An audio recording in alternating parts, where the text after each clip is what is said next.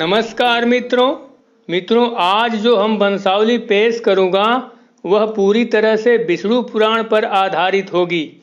इस वंशावली में आपको प्रमाण सहित यदुवंश की क्रमबद्ध रूप से जानकारी मिलेगी।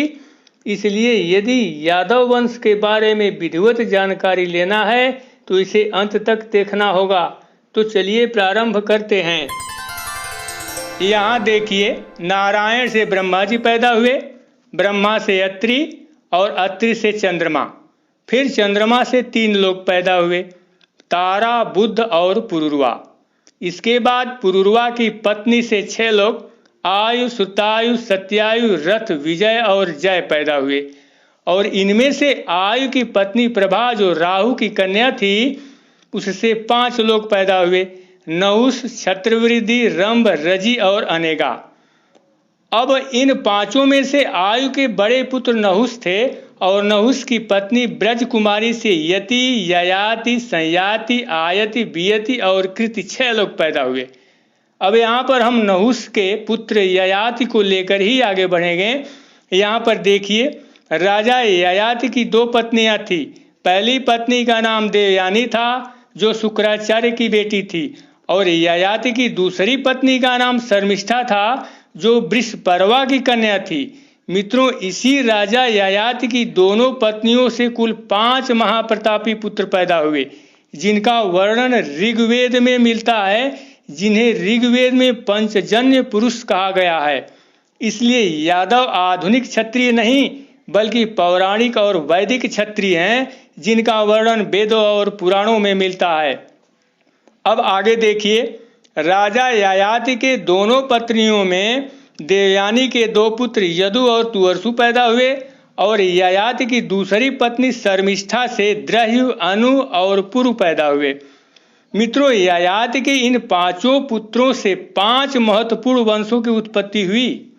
जैसे ययाति की पहली पत्नी देवयानी के प्रथम पुत्र यदु से यादव वंश तथा इनके दूसरे पुत्र तुअर्सु से यवन वंश बना, उसी प्रकार से राजा ययाति की दूसरी पत्नी शर्मिष्ठा के 3 पुत्रों से, जैसे द्रह्यु से भोजवंश, अनु से मलेक्ष वंश और पुरु से पौरव वंश बना। अब यहाँ पर ध्यान देने वाली बात यह है कि इन 5 पुत्रों में से हम यदु को लेकर ही आगे बढ़ेंगे, जहाँ पर यादव वंश के महान राजाओं सहित भगवान श्री कृष्ण तक पहुँचा जाएगा। इसलिए मैं सभी यदुवंशियों से निवेदन करता हूँ कि इस वंशावली को ध्यानपूर्वक अंत तक देखें, ताकि किसी को किसी भी प्रकार का कन्फ्यूजन न रह जाए, क्योंकि जो भी चीज मैं बताऊंगा वह सब प्रमाण सहित रहेगा। तो हम इस यादव वंश की वंशावली को आगे बढ़ाते हैं। यहाँ देखिए, ययाति के प्रथम पुत्र यदु, जिनसे यादव वंश बना, इनके शस्त्राजित, कोष्ठा, नल और रिपु 4 पुत्र पैदा हुए। इन 4 पुत्रों में से हम विशेष रूप से यदु के दूसरे पुत्र कोष्ठा को ही लेकर आगे बढ़ेंगे। यहाँ देखिए, राजा कोष्ठा से यदु वंश में एक उपवंश कोष्ठा वंश बना। इस वंश के प्रमुख राजाओं की सूची है, जिन्हें आप ध्यान से देखें। इस सूची में 13वें नंबर पर राजा विदर्भ हैं। ये वही राजा विदर्भ हैं जिन्होंने विदर्भ राज्य की स्थापना किए। इसी राज्य में भीष्मक नाम का एक राजा थे, जिनकी पुत्री रुक्मिणी थी, जिसका विवाह भगवान श्री कृष्ण से हुआ था। अब आगे देखिए, राजा विदर्भ के 3 पुत्र क्रथ, कौशिक और रोमपाद हुए, जिसमें हम थोड़ी सी चर्चा करेंगे रोमपाद की। विदर्भ के तीसरे पुत्र रोमपाद से भब्रू पैदा हुआ, भब्रू से कृति, कृति से कौशिक और कौशिक से राजा चेद पैदा हुए, जिसने चेद वंश की स्थापना किए। इसके बाद चेद से दमघोष पैदा हुए।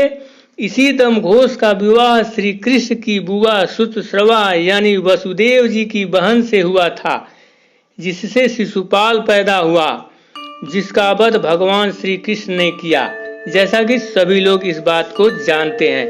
अब हम विदर्भ के प्रथम पुत्र क्रथ को लेकर आगे बढ़ते हैं। यहाँ देखिए, क्रथ के पुत्र कुंती और कुंती के बाद क्रमशः पुत्रवार राजाओं की सूची है। इस सूची में सबसे महत्वपूर्ण राजा सत्वत हुए, जिन्हें भीम सत्वत भी कहा जाता है। भीम सत्वत के 7 महाप्रतापी पुत्र हुए। भाजी यानी भजन, भजमान, दिव्य, देवावृद्ध, विश्री, अंधक और महाभोज। इन 7 पुत्रों में से 2 पुत्र अंधक और विश्री अति महान थे। इन्हीं दोनों से यदुवंश की उपशाखा अंधक और विश्री वंश के रूप में अपना वर्चस्व स्थापित किए, जिसमें विश्री वंश में वसुदेव और उनके पुत्र भगवान श्री कृष्ण पैदा हुए और अंधक वंश में आहुक जैसे महाप्रतापी राजा हुए, जिन्होंने अहीर की उपाधि धारण कर अपना वर्चस्व स्थापित किए। इस अंधक वंश में कंस तथा कृष्ण की माता देवकी पैदा हुई। इसलिए इन दोनों वंशों के बारे में सभी यादवों को विधिवत जानकारी ले लेना चाहिए। तो हम प्रारंभ करते हैं सत्वत के पुत्र विश्री से। यहाँ देखिए, विश्री के देवमूढ़ और युद्धाजित 2 पुत्र हुए और इनमें से देवमूढ़ को लेकर ही हम आगे बढ़ेंगे। देवमूढ़ की 2 रानियां मदिसा और वैशपर्णा थी, जिनमें से देवमूढ़ की पत्नी मदिसा से सूरसेन हुए और सूरसेन की पत्नी मरिया से 10 पुत्र और 5 पुत्रियां पैदा हुई। इनके 10 पुत्रों में वसुदेव जी सबसे महत्वपूर्ण थे और 5 पुत्रियों में सबसे महत्वपूर्ण पुत्री पृथा यानी कुंती थी, जिनका विवाह कुरुवंश के राजा पांडु से हुआ था, जिससे युधिष्ठिर, भीम और अर्जुन जैसे महान वीर योद्धा पैदा हुए। इस प्रकार से मित्रों, यहाँ ध्यान देने वाली बात यह है कि युधिष्ठिर, भीम और अर्जुन भगवान श्री कृष्ण के बुआ के पुत्र थे और वसुदेव जी युधिष्ठिर, भीम और अर्जुन के सगे मामा थे। इस प्रकार से विश्री वंश की इस यदुवंशी शाखा का कुरुवंशी युधिष्ठिर, भीम और अर्जुन का खूनी रिश्ता है।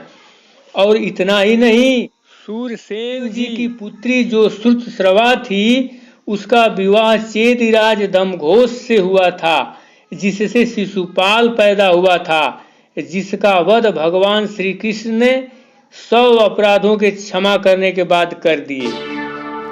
अब हम सूरसेन के पुत्र वसुदेव जी को लेते हैं। मित्रों, वसुदेव जी की 2 रानियां रोहिणी और देवकी थी, जिसमें से रोहिणी से बलराम जी हुए और बलराम जी की पत्नी का नाम रेवती था, जिससे सठ, सारण और दुर्मद 3 पुत्र पैदा हुए।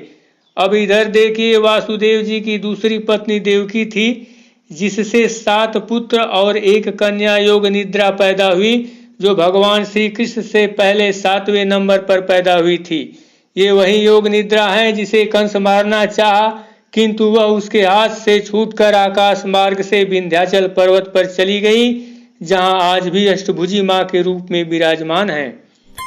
अब चर्चा करते हैं देवकी के उन 6 पुत्रों की, जिनको पैदा होते ही कंस ने मरवा दिया। यहाँ देखिए, उन 6 पुत्रों की सूची है। इसके बाद 7वीं संतान में योग निद्रा नाम की कन्या हुई।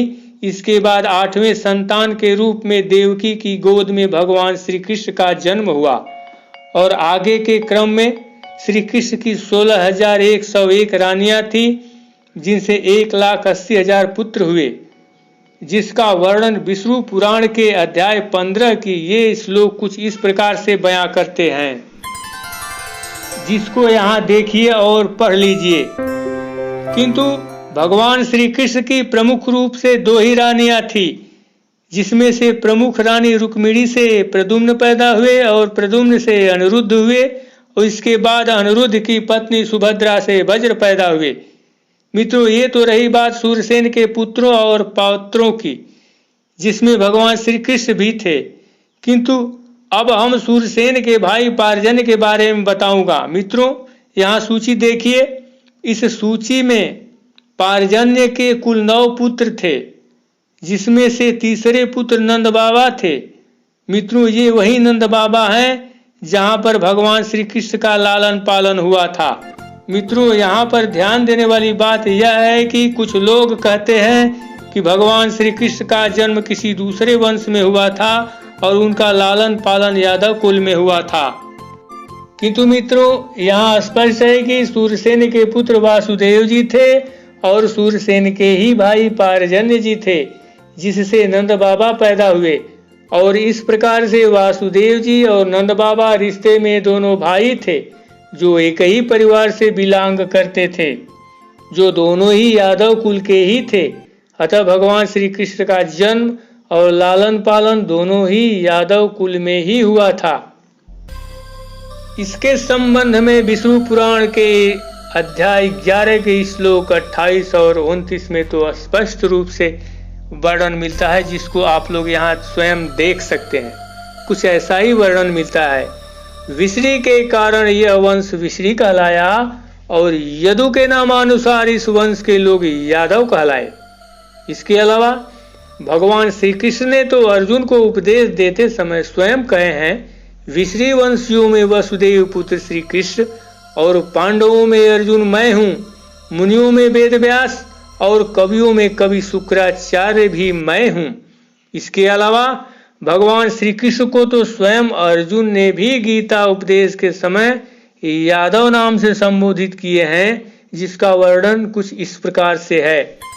आपकी इस महिमा को न जानते हुए मेरे सखा हैं ऐसा मानकर मैंने प्रमाद से अथवा प्रेम से भी हठपूर्वक बिना सोचे समझे हे कृष्ण, हे यादव, हे सखे, इस प्रकार से जो भी कुछ कहा है इत्यादि इत्यादि।